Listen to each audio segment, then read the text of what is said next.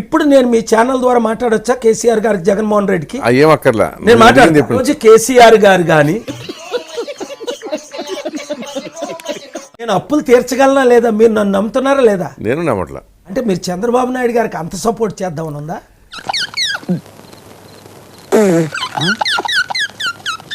నేను 1000 కోట్లు తెచ్చానా నా చారిటీలకి? మీరు తెచ్చారో లేదో నాకు ఏమైనా తెలుసా? నాకు చూపించారా? ఇదిగో ఎదురుగా కూర్చేసుకొని కూర్చోరా, డీటెయిల్ గా కనబడితే.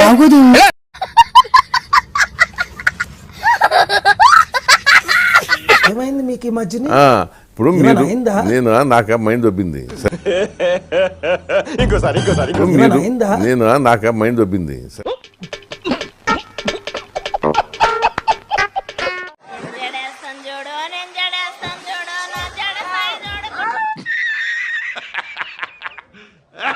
చివరగా ప్రతి ఒక్కరు మిమ్మల్ని పొలిటికల్ కామెడియన్ గా చూస్తున్నారు. అలాంటి వాళ్ళకి మీరు ఏ సమాధానం? నీలాంటి యూజ్లెస్ ఫెలో తప్ప ఎవడు అలాంటి మాట అండు.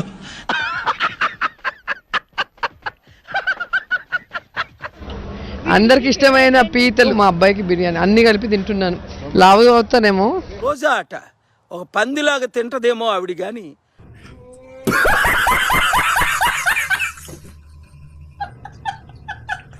పిచ్చి కుక్క కరిస్తే ఎట్లా మాట్లాడుతూ బండి సంజయ్లా మాట్లాడుతుంది.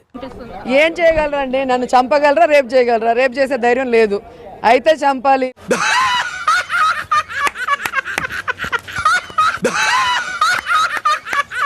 సూటిగా కావాలి, సుత్తి లేకుండా. కేపాల్ గారు సూటిగా, సుత్తి లేకుండా.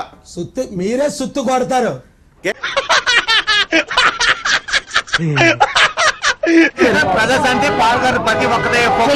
గుర్తు చూసారా?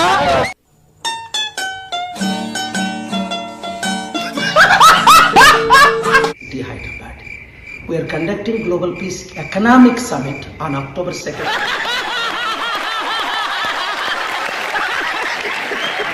కోర్టులోది కొన్ని బూతుల్లో ఒక్కోటి రాలా, అది ప్రాబ్లం. మన నవ్వులకి అస్సలు లోటు ఉండదు. సమయం సందర్భం లేక నవ్వుతూ ఉంటాడు అనుకో, అది వేరే విషయం. వాళ్ళం కూలి, మా హస్బెండ్ చనిపోయారండి. అనంతపురంలో కూడా చూపించుకున్నాం, మా హస్బెండ్ ఏంటి అస్సలు పోయినాయా? ఎంత పోయినాయి? 10 కోట్లు పోయినా. ఓకే.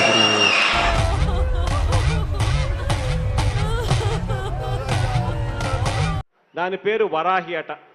ఊగిపోతూ,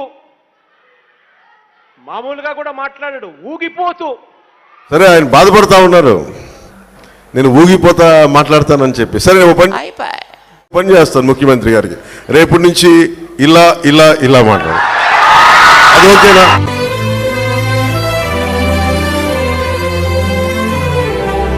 అప్పుడప్పుడు నోట్లో నుంచి కొంచెం దురుసుగా మాటలు కొద్దిగా అనిపిస్తాయి, కానీ మనసు మాత్రం వెన్నా అని మాత్రం ఖచ్చితంగా చెప్తాను.